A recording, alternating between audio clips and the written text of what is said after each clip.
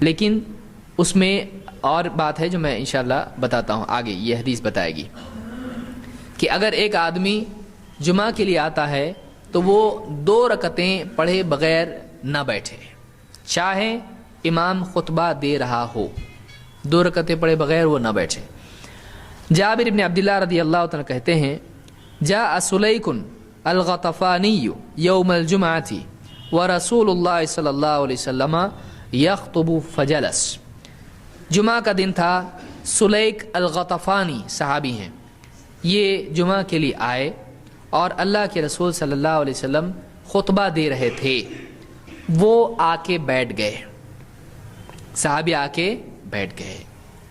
فقال له یا سلیک قم فرکع رکعتین وتجوز فیہما۔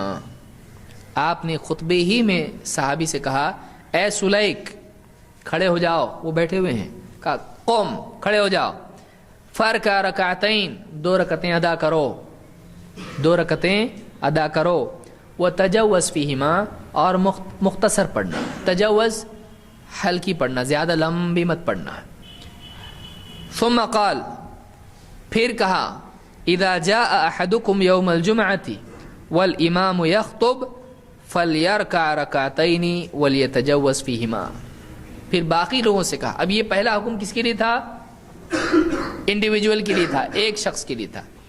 اب آپ نے سارے لوگوں سے بھی کہا، کیا کہا؟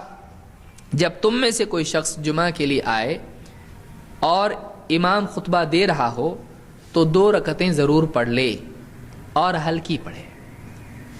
تو اس سے یہ بات معلوم، یہ بخاری اور مسلم دونوں میں روایت موجود ہے، اس سے معلوم ہوتا ہے کہ جمعہ کے دن آدمی کو جمعہ کے لیے جب وہ آتا ہے تو 2 رکعتیں پڑھے بغیر نہیں بیٹھنا چاہیے، چاہے امام خطبہ دے رہا ہو۔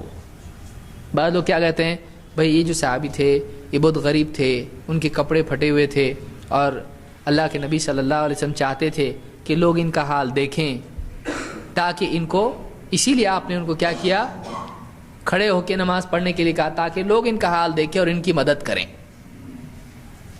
اتنا دور آپ صلی اللہ علیہ وسلم نے یہاں پر ان کو جو کہا وہی بات سارے لوگوں سے کہا، تو اب کون کس کو صدقہ دے گا؟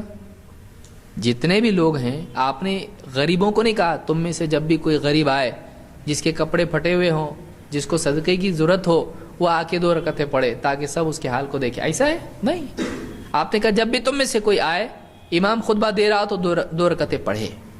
تو اس سے معلوم ہوتا ہے کہ یہ حکم ان کے لیے خاص نہیں تھا، بلکہ یہ حکم ساری امت کے لیے ہے، ساری امت کے لیے حکم ہے۔ اس لیے کہ آپ غور کریں، امام جب خطبہ دے رہا ہے تو اس وقت میں جتنے لوگ ہیں ان کا دھیان کدھر ہونا چاہیے؟ امام کی طرف۔ اب آپ ان کو کھڑا کر رہے ہیں نماز پڑھنے کے لیے اور آپ خطبہ دے رہے ہیں، اور آپ کیا چاہ رہے ہیں، وہ آپ کا خطبہ سنیں یا ان کو دیکھیں؟ سوچنے کی چیز ہے۔ تو خطبے میں ان کی طرف لوگ دھیان دیں یا خطبے کی طرف دھیان دیں؟ تو یہ بات ہی صحیح فٹ ہوتی نہیں ہے۔ صحیح بات یہی ہے کہ یہ سارے لوگوں کے لیے۔ اس میں یہ کہ اگر کوئی آدمی مثال کے طور پر مسجد میں آتا ہے اور غلطی سے بیٹھ جاتا ہے، پھر اس کو یاد آتا ہے 2 رکعت نہیں پڑھا میں نے، پھر کہے بیٹھ گیا نا اب کیا ہوتا، صحیح ہے؟ نہیں۔ وہ صحابی بیٹھے تھے یا کھڑے تھے؟ بیٹھے تھے، تو آپ نے بیٹھے ہوئے کو کیا کیا؟ کھڑے ہو جاؤ اور پھر پڑھنے کے لیے کہا۔ معلوم ہوا کہ یہ چیز اتنی اہم ہے کہ یہ چیز چھوٹنی نہیں چاہیے، یعنی پورے خطبے میں ایک آدمی سے آپ کہہ رہے ہیں، معلوم ہوا کوئی معمولی چیز نہیں ہے۔ بہتر چیز یہ کہ آدمی اب اس کے لیے چلو حدیث پہ عمل کریں گے، کیسا؟ خطبے کے لیے باہر ٹھہریں گے، خطبہ چالو ہوا پھر جائیں گے تاکہ اس سنت پہ بھی عمل ہو، ایسا ہے نہیں ہے، بلکہ کسی کی مجبوری سے دیری ہو جائے، لیکن یہ کہ ایک آدمی زبردستی دیری کرے یہ غلط ہے۔ پچھلی حدیثوں میں آپ سن چکے، جتنا جلدی آئے گا اتنا اس کے لیے زیادہ ثواب ہے۔